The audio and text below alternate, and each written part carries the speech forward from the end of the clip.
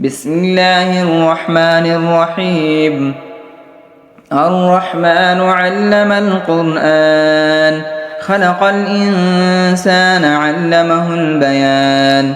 الشمس والقمر بحسبان، والنجم والشجر يسجدان. والسماء رفعها ووضع الميزان، ألا تطغوا في الميزان. وأقيموا الوزن بالقسط ولا تخسروا الميزان. والأرض وضعها للأنام، فيها فاكهة والنخل ذات الأكمام، والحب ذو العصف والريحان. فبأي آلاء ربكما تكذبان؟ خلق الإنسان من صلصال كالفخار، وخلق الجان من مارج من نار. فبأي آلاء ربكما تكذبان؟ رب المشرقين ورب المغربين، فبأي آلاء ربكما تكذبان؟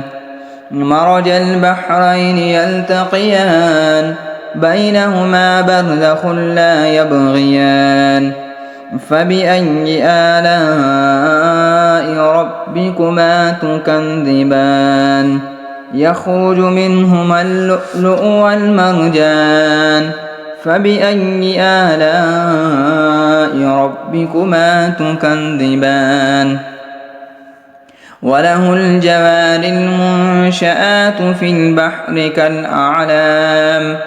فبأي آلاء ربكما تكذبان؟ كل من عليها فان، ويبقى وجه ربك ذو الجلال والإكرام. فبأي آلاء ربكما تكذبان؟ يسأله من في السماوات والأرض، كل يوم هو في شأن. فبأي آلاء ربكما تكذبان؟ سنفرغ لكم أيها الثقلان. فبأي آلاء ربكما تكذبان؟ يا معشر الجن والإنس إن استطعتم أن تنفذوا من أقطار السماوات والأرض فانفذوا، لا تنفذون إلا بسلطان. فبأي آلاء ربكما تكذبان؟ يرسل عليكما شؤاذ من نار ونحاس فلا تنتصران. فبأي آلاء ربكما تكذبان؟ يا معشر الجن، فإذا انشقت السماء فكانت وردة كالدهان. فبأي آلاء ربكما تكذبان؟ فيومئذ لا يسأل عن ذنبه إنس ولا جان. فبأي آلاء ربكما تكذبان؟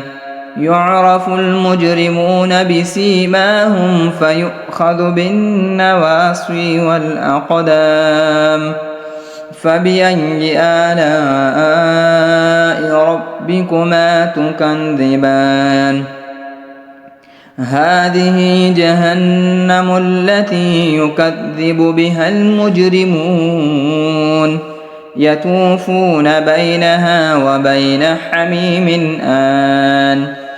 فبأي آلاء ربكما تكذبان؟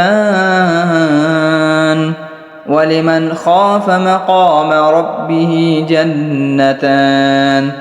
فبأي آلاء ربكما تكذبان ذواتا أفنان فبأي آلاء ربكما تكذبان فيهما عينان تجريان فبأي آلاء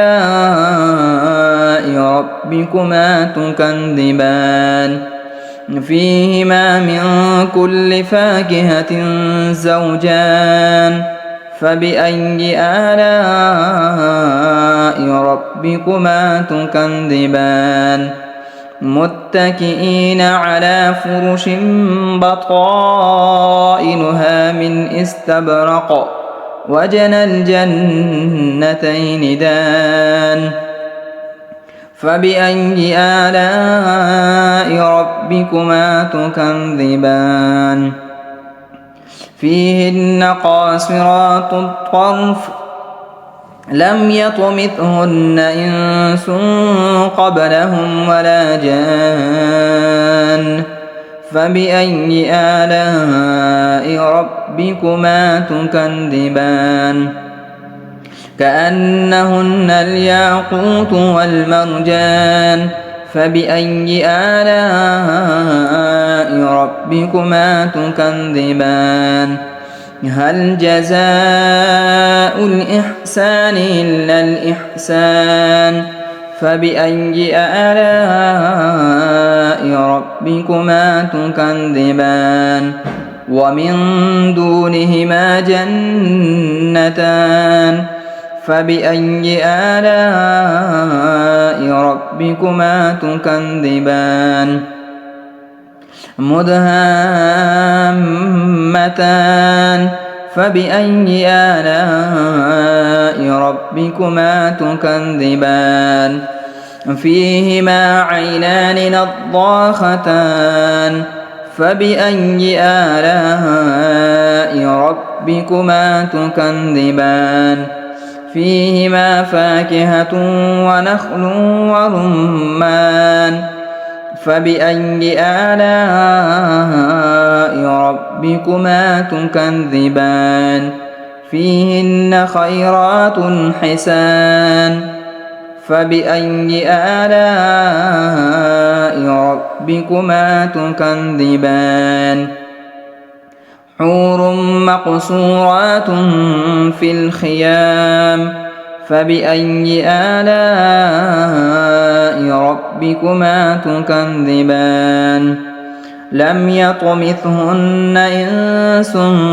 قبلهم ولا جان فبأي آلاء ربكما تكذبان متكئين على رفرف خضر وعبقري حسان فبأي آلاء ربكما تكذبان تبارك اسم ربك ذي الجلال والإكرام